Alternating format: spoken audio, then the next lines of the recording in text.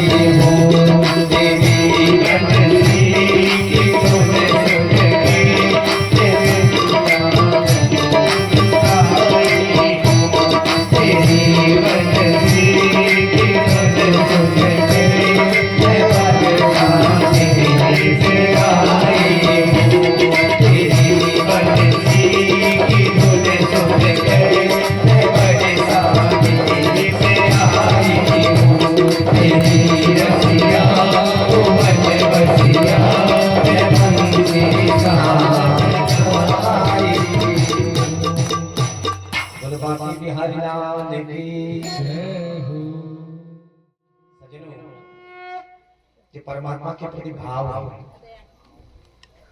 इसे कहते हैं परमात्मा के प्रति पूर्ण रूप से समर्पण।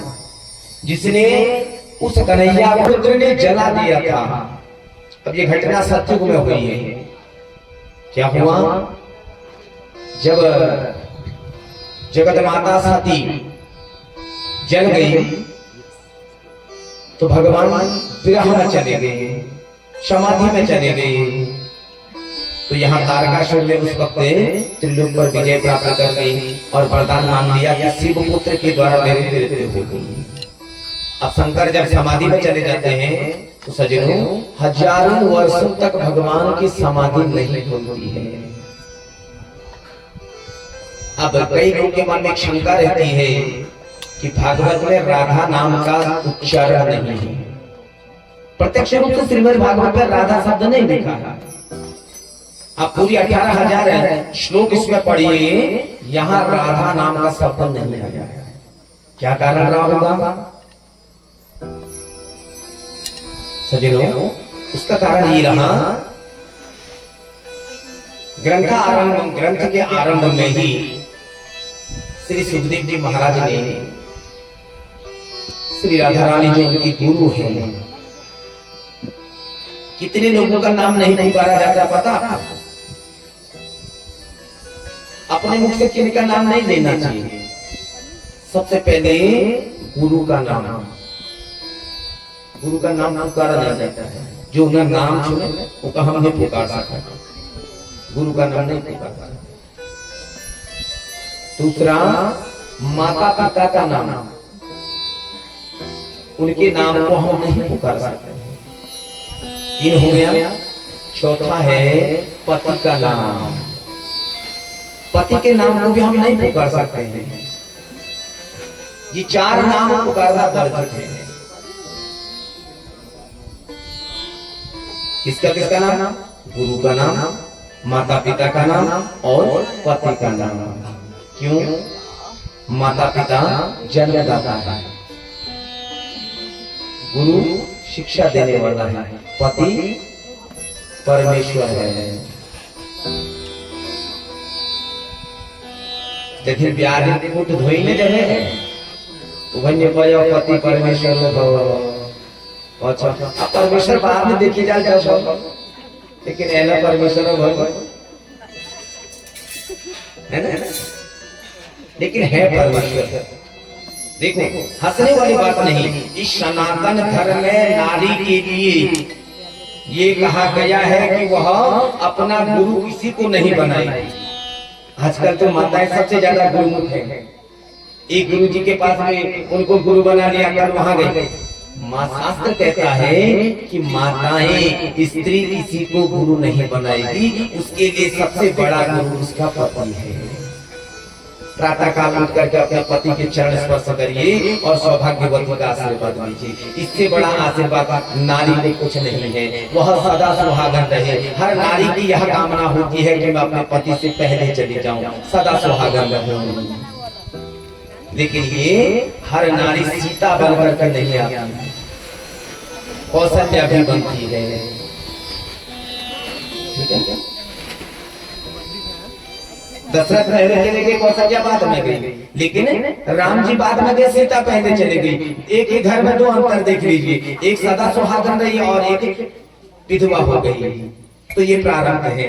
प्रारब्ध के कर्मानुसार ही जीव क्या करता है, ये संस्कार लेके आता है। लेकिन वह नारी बड़ी भाग्यवान है जो सदा सुहागन चले जाती है।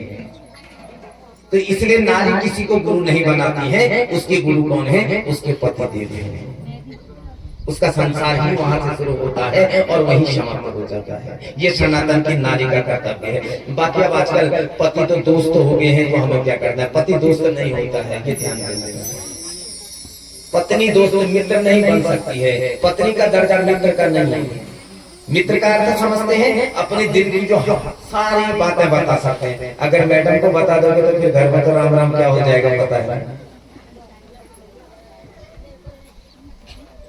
तो इसलिए पत्नी को मित्र का दर्जा नहीं दिया गया है, पत्नी को बामांगनी बनाया गया। हमारे यहाँ सनातन में इतनी सुंदर परंपरा है कि पत्नी को जो है धर्म पत्नी कहा गया है। इतनी सुंदर व्यवस्था है सनातन में। इसे बचाने के लिए हमें जो है ना जागरूक रहना पड़ेगा। अब खाली सनातन सनातन करके नहीं होगा, लेकिन